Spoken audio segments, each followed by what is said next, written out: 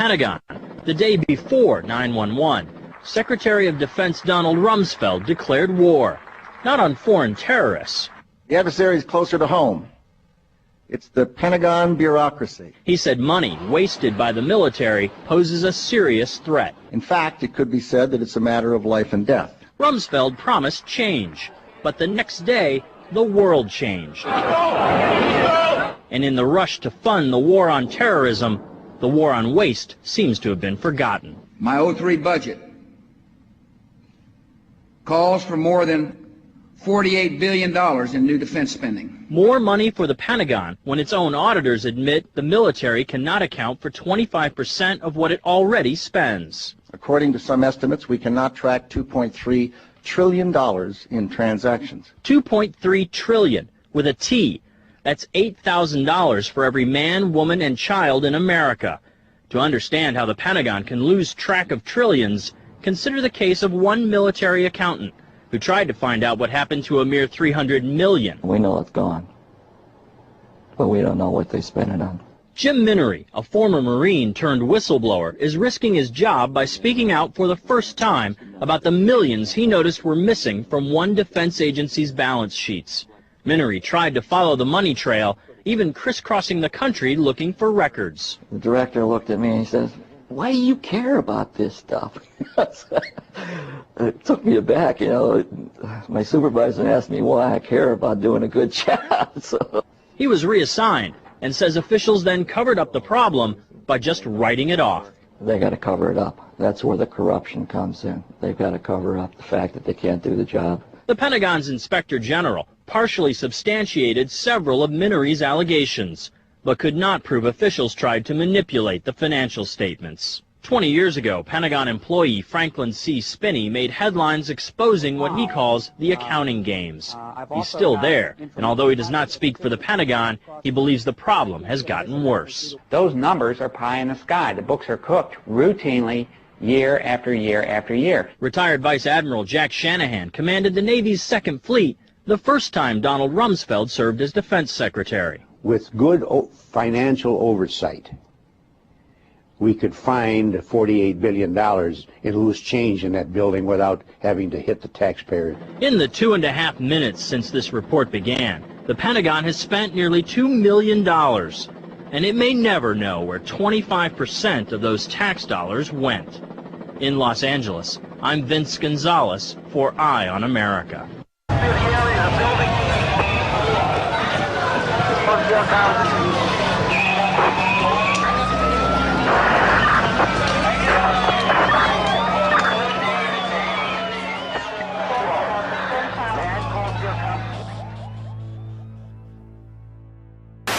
Al-Qaeda terrorist. September the 11th. Al-Qaeda, 9/11 hijackers. Jihadist terrorist organizations. Terror attack. Bin Laden. September 11th. Terrorist. The self-confessed mastermind. Osama bin Laden, the leader of Al-Qaeda. Al-Qaeda. Terrible new terrorist organization. September 11th. Our enemy is a radical network of terrorists and every government that supports them.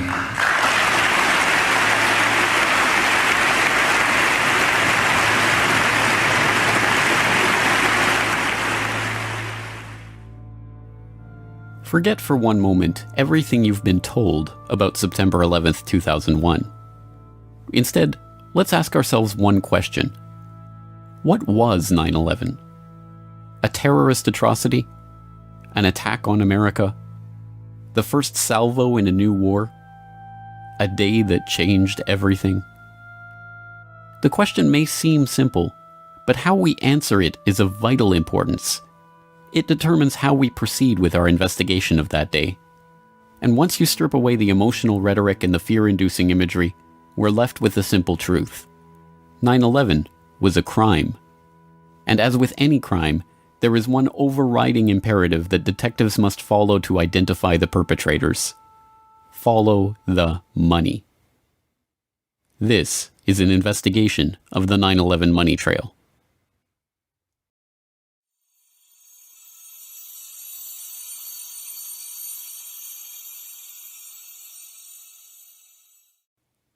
In 1998, the Port Authority of New York and New Jersey agreed to privatize the World Trade Center the complex of office towers in Lower Manhattan that they had owned and operated since their construction in 1973. In April 2001, an agreement was reached with a consortium of investors led by Silverstein Properties, and on July 24, 2001, Larry Silverstein, who already owned World Trade Center Building 7, signed a 99-year lease for the Twin Towers and Buildings 4 and 5. The lease was for $3.2 billion and was financed by a bridge loan from GMAC, the commercial mortgage arm of General Motors, as well as $111 million from Lloyd Goldman and Joseph Kerr, individual real estate investors. Silverstein Properties only put down $14 million of its own money. The deal was unusual in a variety of ways.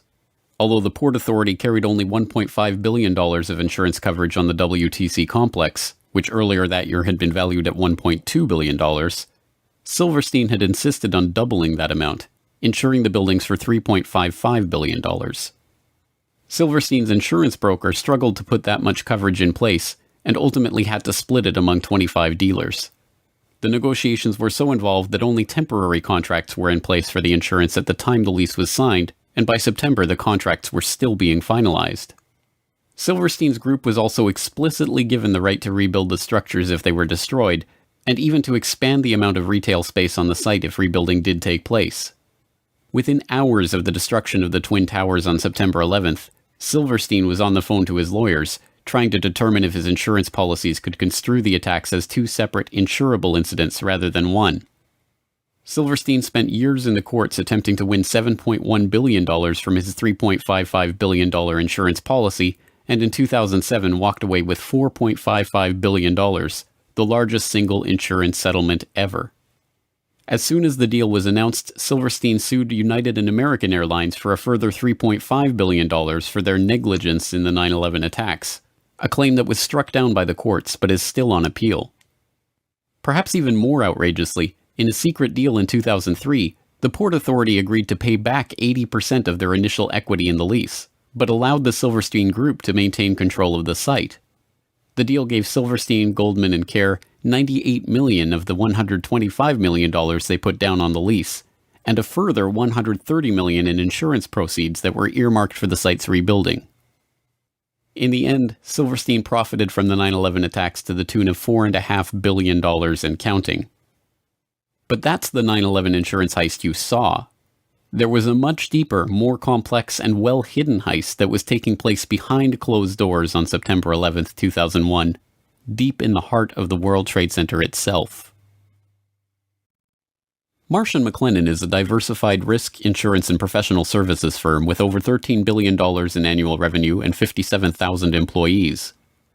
In September of 2001, 2,000 of those employees worked in Marsh's offices in the World Trade Center.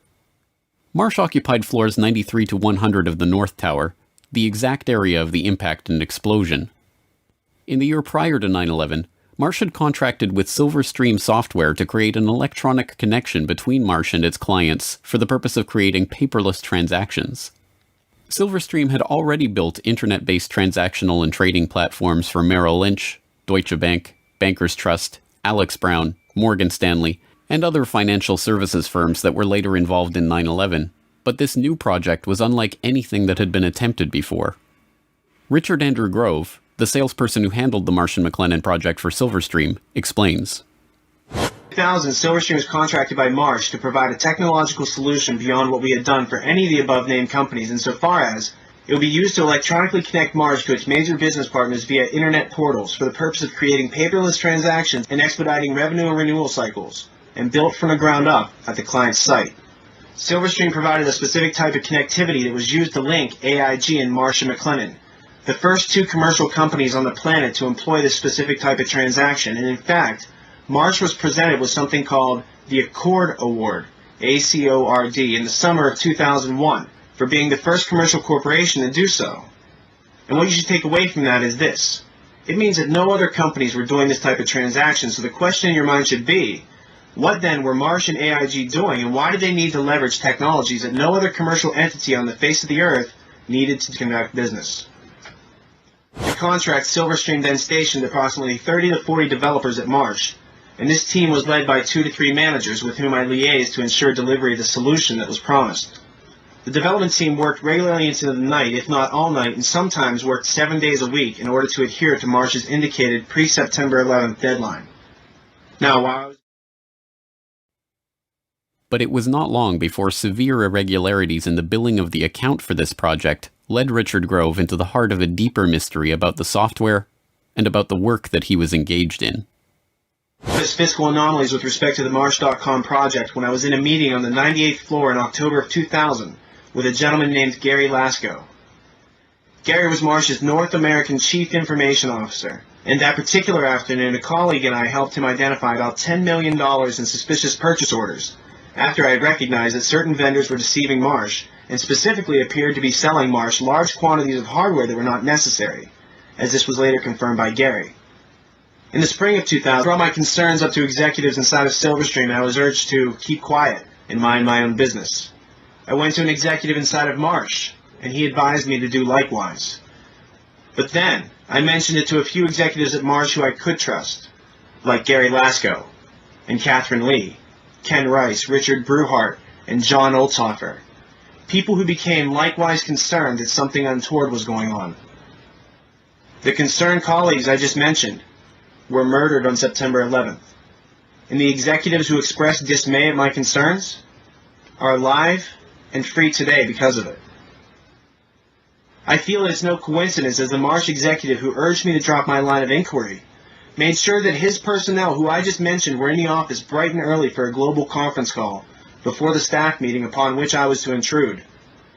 A conference call which I was informed this executive in question conducted, but attended from the safety of his Upper West Side apartment. Although in getting... The global conference call with Marsh's IT staff on the morning of 9/11, a meeting that included the staff who were investigating the suspicious billing on the Silverstream deal, was confirmed in a 2006 interview with Marsh's then Chief Information Officer, Ellen Clark. Richard Grove had been asked to attend the meeting, but was stuck in traffic on the way to the towers when the attack began. His friends at Marsh were not so lucky. 294 Marsh employees, including all of the participants in the conference call in the North Tower, died that morning.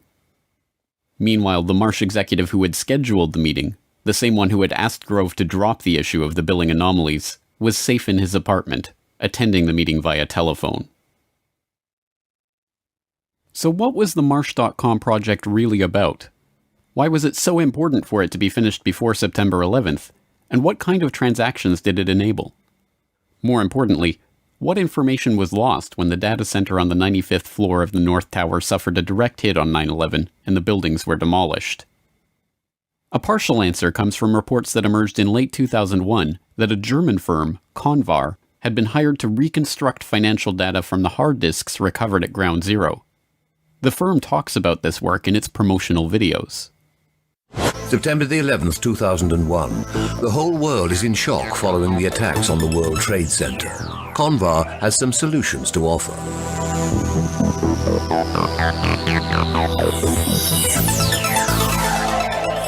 Data stored on countless hard drives retrieved from the collapsed towers was believed to have been lost, but Convar specialists can render irreplaceable information readable again at Europe's only high-security data recovery center. Burnt, crushed, or dirty storage media are ready to relinquish their secrets by the time we finish with them. More details about the work comes from an IDG News Service story posted to CNN.com in December 2001. Under the headline, "Computer disk drives from WTC could yield clues," the article notes, "An unexplained surge in transactions was recorded prior to the attacks, leading to speculation that someone might have profited from previous knowledge of the terrorist plot by moving sums of money. But because the facilities of many financial companies processing the transactions were housed in New York's World Trade Center, destroyed in the blasts, it has, until now, been impossible to verify that suspicion." A Reuters article from the same time, later posted to Convar's website, offers revealing glimpses into the investigation's early results. It quotes Peter Herschel, Convar's director at the time. "The suspicion is that inside information about the attacks was used to send financial transaction commands and authorizations in the belief that amid all the chaos the criminals would have, at the very least, a good head start. Of course, it is also possible that there were perfectly legitimate reasons for the unusual rise in business volume. It could turn out that Americans went on an absolute shopping binge on that Tuesday morning. But at this point, there are many transactions that cannot be accounted for. Not only the volume, but the size of the transactions was far higher than usual for a day like that. There is a suspicion that these were possibly planned to take advantage of the chaos. It also quotes Richard Wagner, one of the company's data retrieval experts. There is a suspicion that some people had advanced knowledge of the approximate time of the plane crashes in order to move out amounts exceeding $100 million. They thought that the records of their transactions could not be traced after the mainframes were destroyed.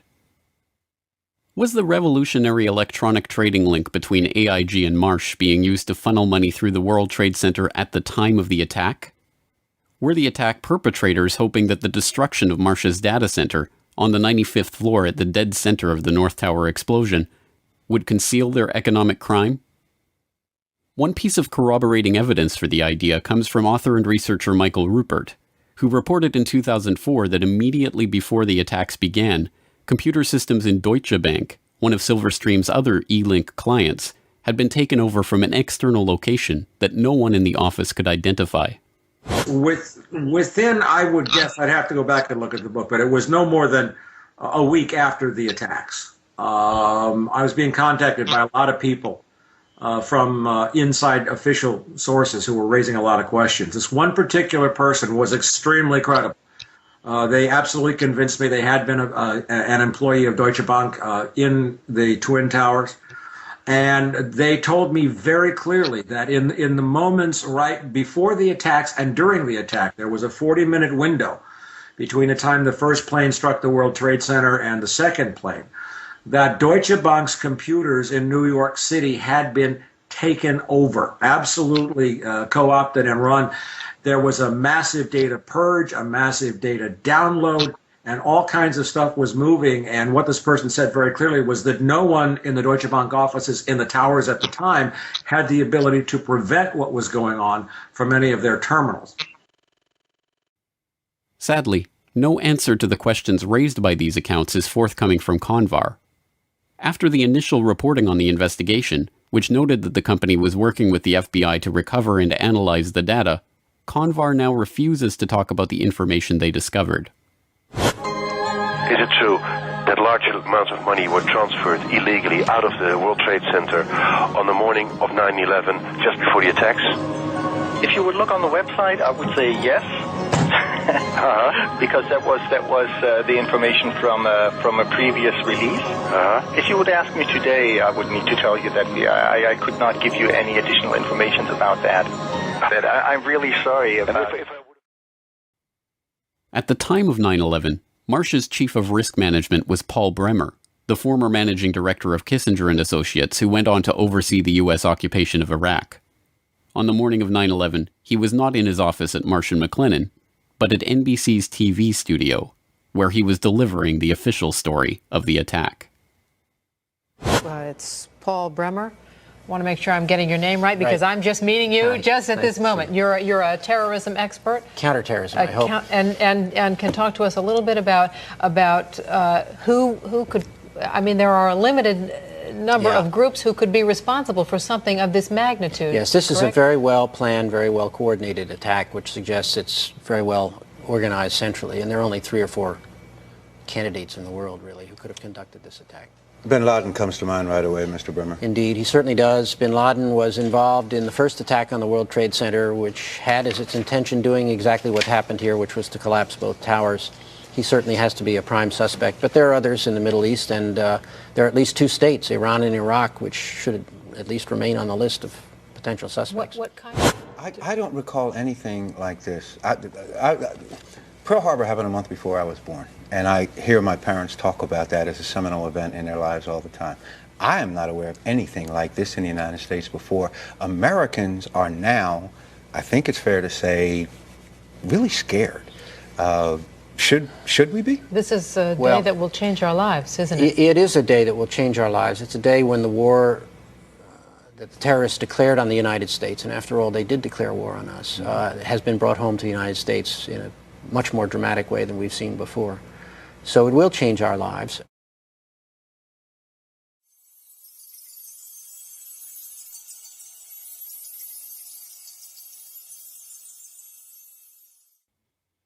On September 12, 2001, before the dust had even settled on Ground Zero, the Securities and Exchange Commission opened an investigation into a chilling proposition: that an unknown group of traders with advanced knowledge of the 9/11 plot had made millions betting against the companies involved in the attacks.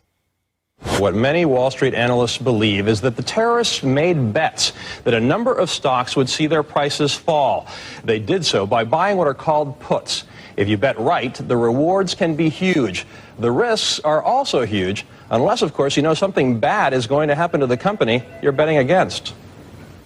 This could very well be insider trading at the worst, most horrific, most evil use you've ever seen in your entire life. One example, United Airlines. The Thursday before the attack, more than 2,000 contracts betting that the stock would go down were purchased. 90 times more in one day than in 3 weeks. When the markets reopened, United's stock dropped.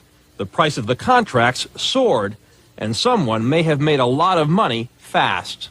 $180,000 turns into $2.4 million when that plane hits the World Trade Center. It's almost the same story with American Airlines. That's a 5-fold increase in the value of what was a $337,000 trade on Monday. All of a sudden becomes what? $1.8 million. And there's much more, including an extraordinarily high number of bets against Morgan Stanley and Marsh & McLennan, two of the World Trade Center's biggest tenants. Could this be a coincidence? This would be one of the most extraordinary coincidences in the history of mankind if it was a coincidence. Although the put options on American and United Airlines are usually cited in reference to the 9/11 insider trading, these trades only represent a fraction of the suspicious trades leading up to the attack.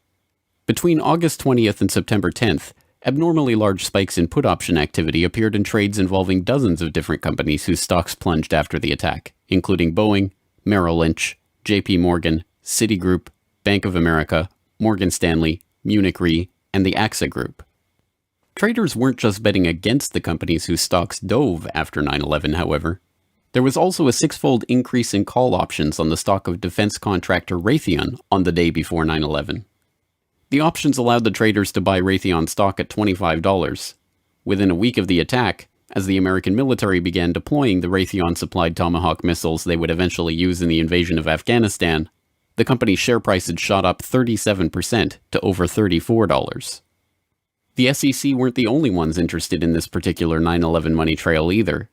Investigations into potential insider trading before the attacks were opened by authorities around the globe, from Belgium to France to Germany to Switzerland to Japan. It wasn't long before this global financial manhunt started yielding clues on the trail of the terror traders. On September 17th, Italian Foreign Minister Antonio Martino, addressing Italian Consob's own investigation into potential 9/11 trading, said, "I think there are terrorist states and organizations behind speculation on the international markets." By September 24th, the Belgian finance minister was confident enough to publicly announce Belgium's strong suspicions that British markets may have been used for transactions. The president of Germany's central bank was the most adamant. "What we found makes us sure that people connected to the terrorists must have been trying to profit from this tragedy." These foreign leaders were not alone in their conviction that insider trading had taken place. University of Chicago finance professor George Constantinides, Columbia University law professor John Coffey, Duke University law professor James Cox, and other academics, as well as well-known options traders like John Najarian, all expressed their belief that investors had traded on advanced knowledge of the attacks. The scale of the SEC investigation was unprecedented, examining over 9.5 million securities transactions, including stocks and options in 103 different companies trading in 7 markets, 32 exchange-traded funds, and stock indices. The probe drew on the assistance of the legal and compliance staff of the 20 largest trading firms and the regulatory authorities in 10 foreign governments. The Commission coordinated its investigation with the FBI, the Department of Justice, and the Department of the Treasury. The results of this investigation? We have not developed any evidence suggesting that those who had advanced knowledge of the September 11th attacks traded on the basis of that information. Although this sounds like the investigation did not find evidence of insider trading, a second look reveals the trick. They are not saying that there was no insider trading, only that there is no evidence that those who had advance knowledge of the September 11th attacks participated in such trading. But this begs the question, who had that advance knowledge, and how did the SEC determine this? The 9/11 Commission report begs the question even more blatantly in their treatment of the anomalous put option activity on United Airlines stock on September 6th. 95% of the puts were placed by a single US-based institutional investor with no conceivable ties to Al-Qaeda. Again, it is taken as a foregone conclusion that a lack of ties to Al-Qaeda means there could not have been advance knowledge of the attack, even if the evidence shows that insider trading took place. To be sure, insider trading almost certainly did take place in the weeks before 9/11. Although some have used the Commission report to conclude that the story was debunked, the intervening years have seen the release of not one, not two, but 3 separate scientific papers concluding with high probability that the anomalous trading was the result of advance knowledge. In Unusual Option Market Activity in the Terrorist Attacks of September 11, 2001, University of Chicago professor Alan Podeshman concluded, examination of the option trading leading up to September 11th reveals that there was an unusually high level of put buying. This finding is consistent with informed investors having traded options in advance of the attacks. In Detecting Abnormal Trading Activities in Option Markets, researchers at the University of Zurich used econometric methods to confirm unusual put option activity on the stocks of key airlines, banks, and reinsurers in the weeks prior to 9/11. And in Was There Abnormal Trading in the S&P 500 Index Options Prior to the September 11th Attacks, a team of researchers concluded that abnormal activity in the S&P Index Options market around the time of the attack is consistent with insiders anticipating the 9/11 attacks. The only question, then, is who was profiting from these trades, and why was no one ever indicted for their participation in them? One lead is pursued by researcher and author Kevin Ryan. In Evidence for Informed Trading on the Attacks of September 11th, he examines an FBI briefing document from 2003 that was declassified in 2009. It describes the results of FBI investigations into 2 of the pre-9/11 trades that the Bureau had identified as suspicious, including the purchase of 56,000 shares of Stratesec in the days prior to 9/11. Stratesec provided security systems to airports, including, ironically, Dulles Airport, as well as the World Trade Center and United Airlines, and saw its share price almost double when the markets reopened on September 17, 2001. The trades traced back to a couple whose names are redacted from the memo, but are easily identifiable from the unredacted information. Mr. and Mrs. Wirt D. Walker III, a distant relative of the Bush family and business partner of Marvin Bush, the president's brother. The document notes that the pair were never even interviewed as part of the investigation because it had revealed no ties to terrorism or other negative information. In addition to begging the question, this characterization is provably false, as Ryan noted in a conversation with financial journalist Lars Schall. Wirt Dexter Walker at Stratesec hired several people from a company called the Carlyle Group. And the Carlyle Group had bin Laden family members as investors. Also, Wirt Walker's fellow director, James Abrahamson, was a close business associate of a man named Mansour Ijaz, a Pakistani businessman. And Mansour Ijaz claimed to be able to contact Osama bin Laden on multiple occasions. So there does seem to be some circumstantial evidence indicating that these people were connected to Al-Qaeda, at least to the point where we should investigate. And isn't it true that also some members of the bin Laden family were actually in Washington at a gathering of the Carlyle Group on 9/11? That's true.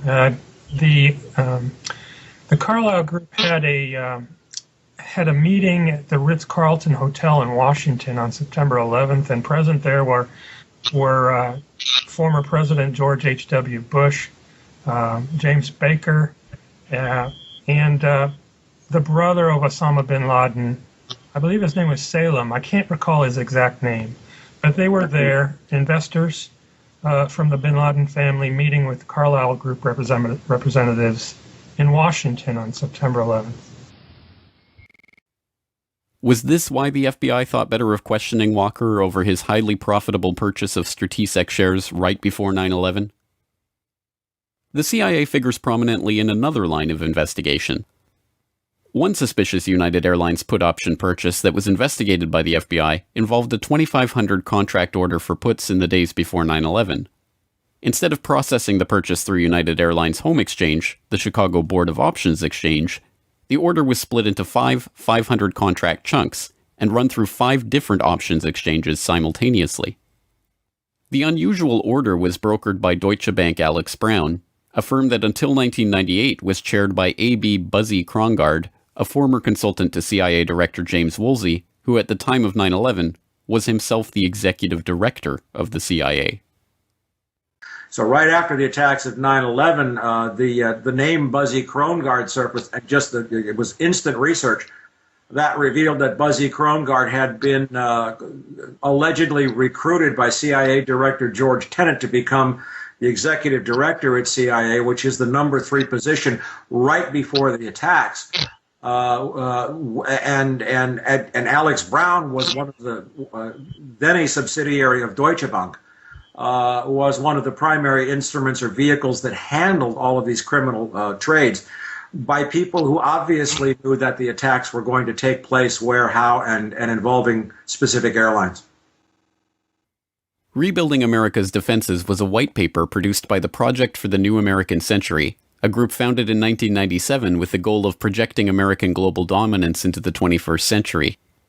Joining Zackheim in the group were a host of other neocons who ended up populating the Bush administration, including Dick Cheney, Paul Wolfowitz, Richard Pearl, Jeb Bush, and Donald Rumsfeld. In their September 2000 document, the group lamented that their plan for transforming the military was not likely unless a defining event took place, one that would galvanize public opinion.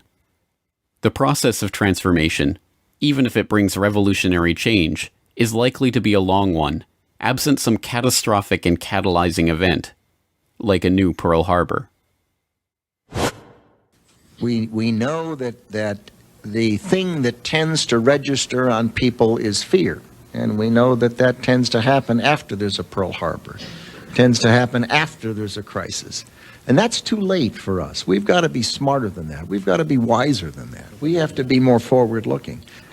There's a wonderful book on Pearl Harbor by Roberta Wohlstetter and a foreword by Dr. Schelling that talks about this problem of seeing things happen and not integrating them in your mind and saying, yes, we need to be doing something about that now. That I reread periodically because it's so important.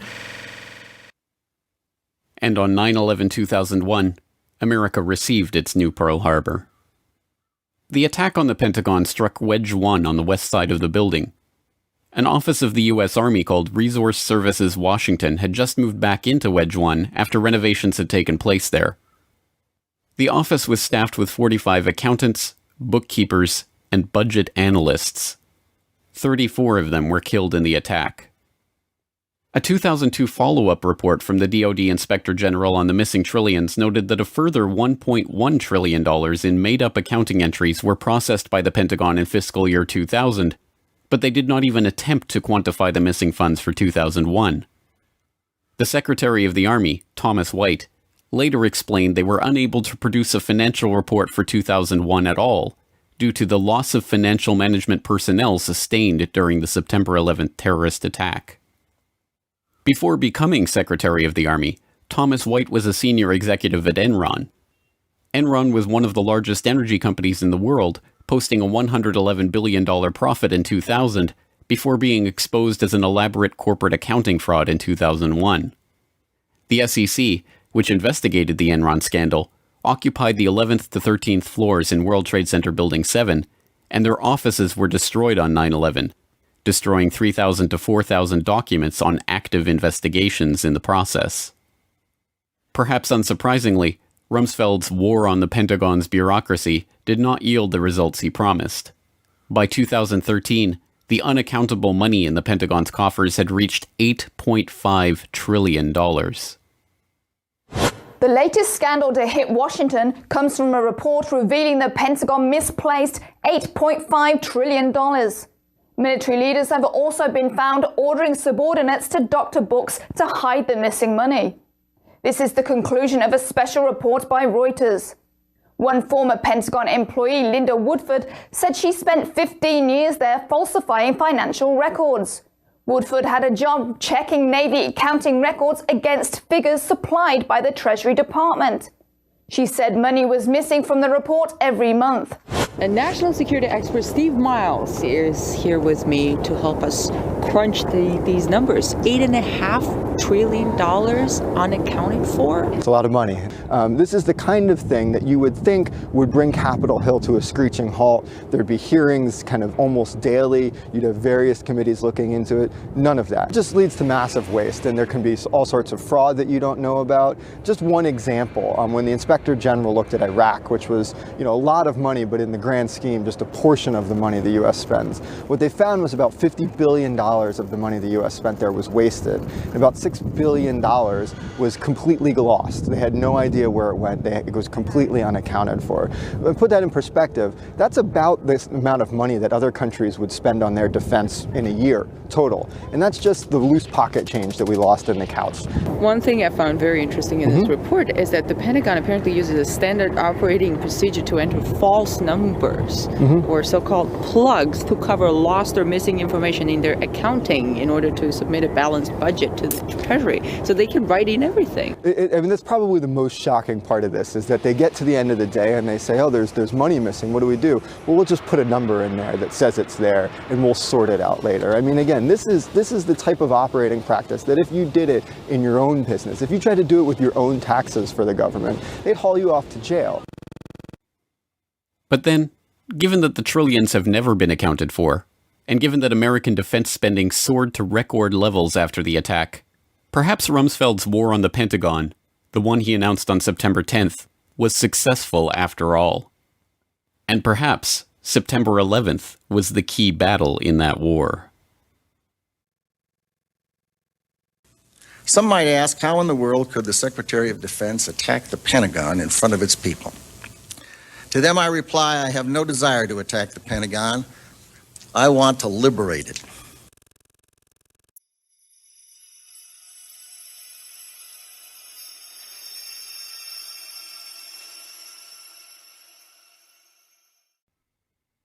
Insurance scams and insider trading, electronic fraud and vulgar betrayal, missing money and evidence destroyed.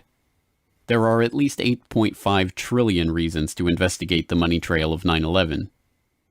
Curious, then, that the US government's final word on the attacks, the 9/11 Commission report, concluded that the money trail was not worthy of investigation at all. In Chapter 5 of the report, the Commission noted, "To date, the US government has not been able to determine the origin of the money used for the 9/11 attacks. Ultimately, the question is of little practical significance." 9/11 was a crime, and as every detective knows, the first rule of criminal investigation is to follow the money. So why did the 9/11 Commission specifically reject this rule? The answers to 9/11 are not going to come from the suspects of the crime. Instead, it's up to investigators to continue to unearth the true evidence on the 9/11 money trail. Follow the money.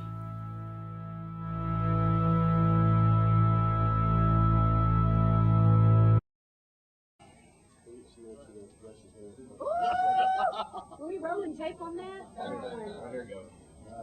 You got a brush? Yes. Just a one-finger victory salute. This evening, getting under the skin of the Ivy League, those 8 old, definitely distinguished colleges that are known for their ivy-covered buildings and their sometimes superior attitudes to other colleges and universities, which often gets under the skin of people who went elsewhere.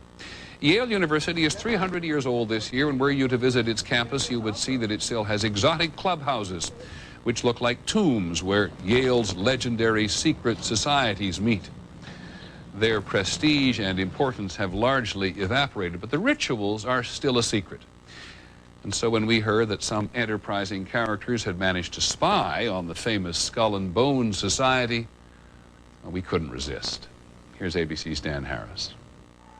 The videotape provides a grainy glimpse into what appear to be the initiation rituals of a secret society that's been around since 1832, whose members have gone on to be leaders of Wall Street and the White House, the Senate and the Supreme Court.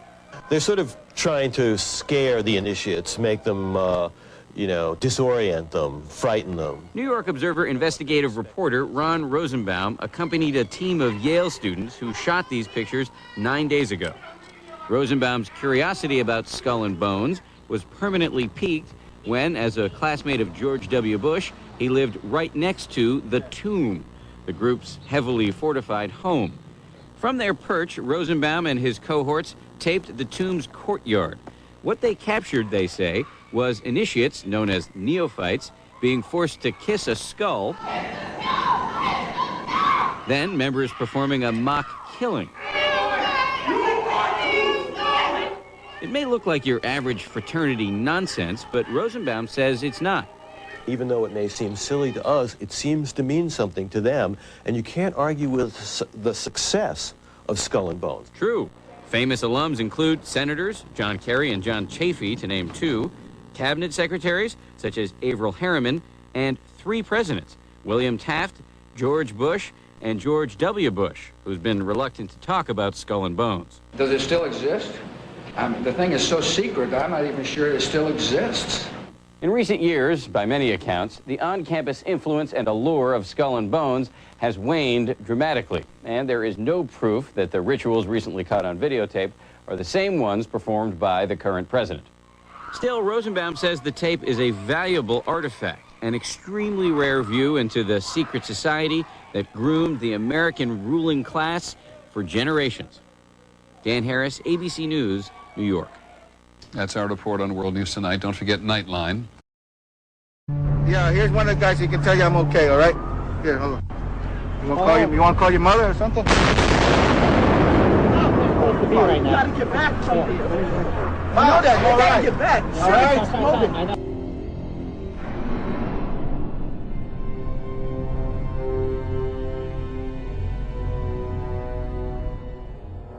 We've heard reports of secondary explosions after the aircraft impacted, whether in fact there wasn't something else at the base of the towers that in fact were the coup de grace to bring them to the ground.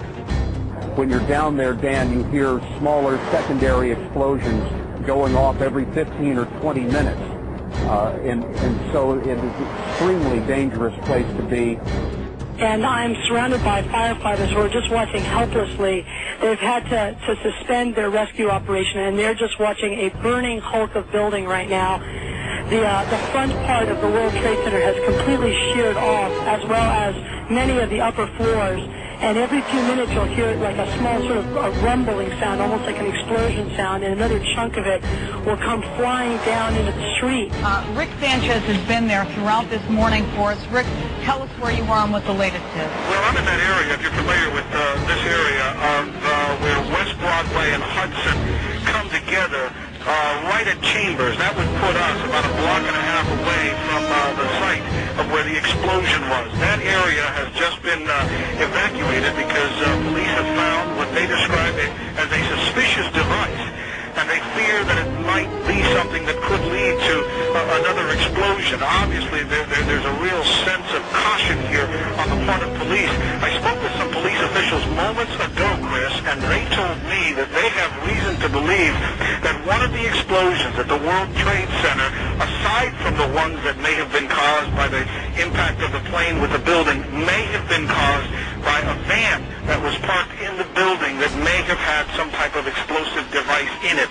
So their fear is that there may have been explosive device planted either in the building or in the adjacent area, and that's why they're being so cautious. We heard another explosion, and I'm assuming that's the one that came from the lower level, since there were two. And right, because it was like 18 minutes apart. Well, this is the first explosion, and there was a second explosion in the same building. There were two explosions. Okay. Federal agencies that were down there do believe that there was some sort of explosive device somewhere else besides the planes hitting. NBC's Pat Dawson is close to the scene of that attack. Pat? Just moments ago, I spoke to the Chief of Safety for the New York City Fire Department. Chief Albert Turry he received word of the possibility of a secondary device, that is another bomb going off. He tried to get his men out as quickly as he could, but he said that there was another explosion which took place. And then an hour after the first hit here, with the first crash that took place, he said, there was another explosion that took place in one of the towers here. He thinks that there were actually devices that were planted in the building. The second device, he speculates, was probably planted in the building. First one and then the other, some say after secondary explosions. We understand now there has been a secondary explosion on Tower 2. If you wish to bring anybody who's ever watched a building being demolished on purpose knows that if you're going to do this, you have to get at the under infrastructure of a building and bring it down.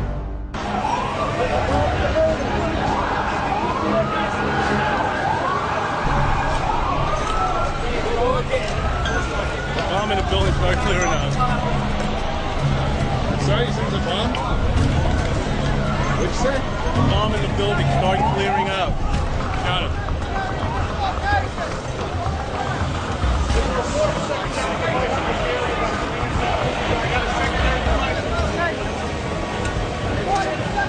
So tell me how you're feeling. How did you get there? What happened to you?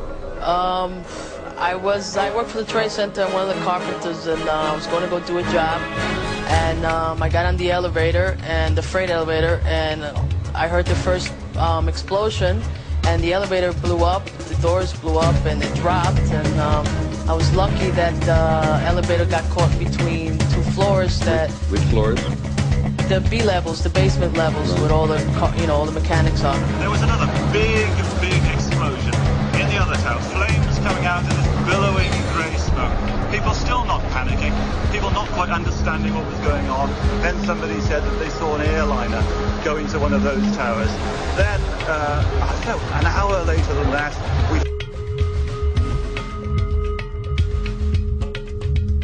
had that big explosion from much, much lower. I don't know what on earth caused that. At 10:30, I tried to leave the building, but as soon as I got outside, I heard a second explosion and another rumble and more smoke and more dust. I ran inside the buildings, the chandelier shook, and again, black smoke filled the air. Within another 5 minutes, we were covered again with more silt and more dust. And then a fire marshal came in and said we had to leave because if there was a third explosion, this building might not last. As we were getting our gear on and making our way to the stairway, there was a heavy-duty explosion. Some of the people out, then there was some secondary explosions, and then subsequent collapses. So I don't know how many people were there. I know there was a lot of firefighters. New York's bravest never had a chance. We really never even got that close to the building. An explosion blew and it knocked everybody over. The FBI is here, as you can see. They had roped this area off. They were taking photographs and securing this area just prior to that huge explosion that we all heard and felt. Most of the victims so far were people outside the blown-up buildings. Like, it sounded like gunfire, bang, bang, bang, bang, bang, and then all of a sudden, 3 big explosions. To me, it sounded like an explosion. Then the building, the rolling sound sounded like the building collapsed. Where the floors collapsed down. I saw it blow and then ran like hell. Thank God. 69, but I can still run. It just went boom. It was like a bomb went off, and it was like holy hell coming down them stairs. And then when we finally got to the bottom, they were coming out on a mezzanine level there, and then other explosions came right from it because everyone was flying. Yeah, just saw that as well. The second tower, the only one that was standing, tower number 1. Just we saw some kind of explosion, a lot of smoke come out at the top of the tower, and then it collapsed down onto the street. Next thing we know, it was boom, and the floor started shaking. And then we saw debris fall down, and next thing we know, we had to get out of the building. We stuck on the stairs for a while. We finally got down to the lobby. Then we get to the lobby, it was this big explosion. Well, me and Mr. Hess, the corporation counsel, were on the 23rd floor. I told him we got to get out of here. We started walking down the stairs. We made it to the 8th floor. Big explosion. Blew us back into the 8th floor. I was making my way to the foot of the World Trade Center. Suddenly, while talking to an officer who was questioning me about my press credentials, we heard a very loud blast, an explosion. We looked up, and the building literally began to collapse. Rose Arcee, one of our CNN producers, is on the phone. Rose, what do you got? I'm about a block away, and there were several people that were hanging out the windows right below where the plane crashed, when suddenly you saw the top of the building start to shake, and people began leaping from the windows in the north side of the building. You saw 2 people at first plummet, and then a third one, and then the entire top of the building just blew up, and splinters of debris are falling on the street. When I try to save people, the moment we heard a big explosion coming down, everything just went black. Everything came down, glass started popping. People got hurt, stuff went on top of them, and it was a big explosion, and everything got dark, real dark, like snow. You can see behind me, oh, this is not snow, this is all from the building. It was a terrible nightmare. Because I was down in the basement, all of a sudden we heard a loud bang, and the elevator doors blew open. Some guy was burnt up, so I dragged him out. His skin was all hanging off. The streets of the financial district covered with debris, in some cases ankle deep. Cars on fire, cars just turned by the force of the explosions. It was like something no one had ever seen. This huge, incredible force of wind and debris actually came up the stairs, knocked my helmet off, knocked me to the ground. I was about 5 blocks away when I heard explosions, 3 thuds, and turned around to see the building we just got out of, antenna tip over and fall in on itself. We started floor by floor, it started popping out. It was like if it had detonated. Yeah, detonated. Yeah. Take down a building. I go downstairs, the foreman tells me to go to remove the containers. As I'm walking by the main freight car of the building, in the corridor, that's when I got blown. I mean, the impact of the explosion, of whatever happened, it threw me to the floor, and that's when everything started.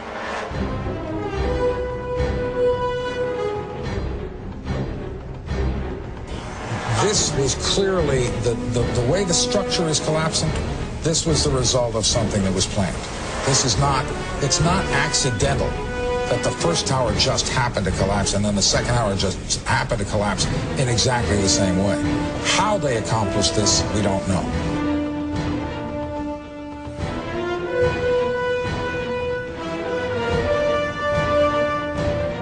I tell you what, a person who believes that this wasn't set up by our own government is an idiot.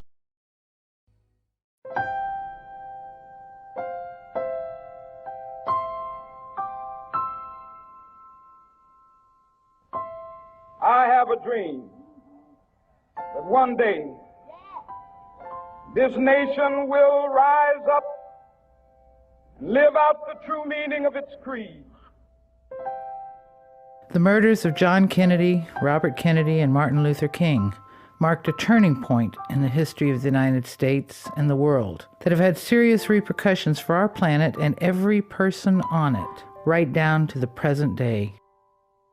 Readers of theologian James Douglas' book, JFK and the Unspeakable, Why He Died and Why It Matters, will know that JFK's negotiations with Russia probably saved the planet from nuclear war, something that his murderers didn't care about since the deaths of millions, even billions, meant nothing to them as long as the cash register kept ringing up their profits.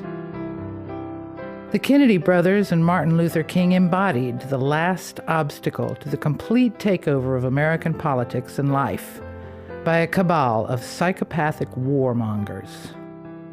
John Kennedy knew what kind of forces were arrayed against him. For we are opposed around the world by a monolithic and ruthless conspiracy that relies primarily on covert means for expanding its sphere of influence, on infiltration instead of invasion, on subversion instead of elections, on intimidation instead of free choice. Martin Luther King also knew, but he was compelled by his sense of what was right to stand for the truth, regardless of the threat to himself. This business of burning human beings with napalm, of filling our nation's homes and with orphans and widows, of injecting poisonous drugs of hate into the veins of peoples normally humane, of sending men home from dark and bloody battlefields, physically handicapped and psychologically deranged, cannot be reconciled with wisdom, justice, and love. A nation that continues year after year to spend more money on military defense than on programs of social uplift is approaching spiritual death. With John, Martin, and Bobby dead, the way was opened for this ruthless cabal to pursue their plans for not only complete control of American politics and life, but control over much of the rest of the world. The FBI and CIA were given free rein to pursue their campaigns of suppressing all dissent at home and infiltrating and overthrowing democracies abroad. The same cabal, including some of the same individuals involved in the assassination of the Kennedys, created the phony war on terror launched by way of the staged 9/11 attacks. We now live in a world openly ruled by psychopaths who have taken over almost every government on the planet, guided and directed by the cabal, controlled by their banks and corporations. What Dwight Eisenhower feared at the end of World War II has come to pass. In the councils of government, we must guard against the acquisition of unwarranted influence, whether sought or unsought, by the military-industrial complex. The potential for the disastrous rise of misplaced power exists and will persist.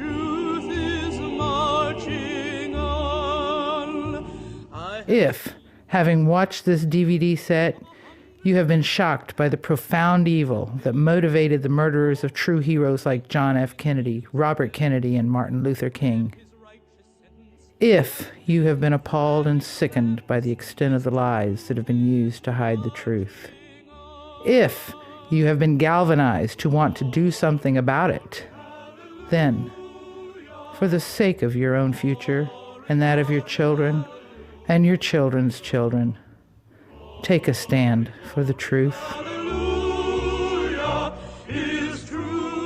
It is from numberless diverse acts of courage such as these that the belief that human history is thus shaped.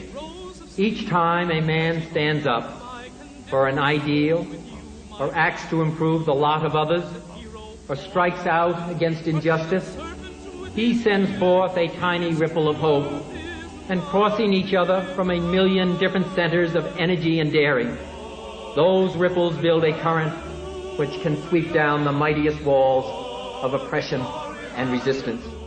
The men who create power make an indispensable contribution to the nation's greatness.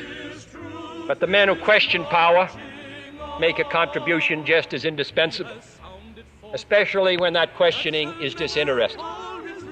For they determine whether we use power or power uses us. God has told me that he wants freedom for his people. And I'm not going to run from the responsibility. It may even mean physical death, but if it means that I will die standing up for the freedom of my people, God has spoken.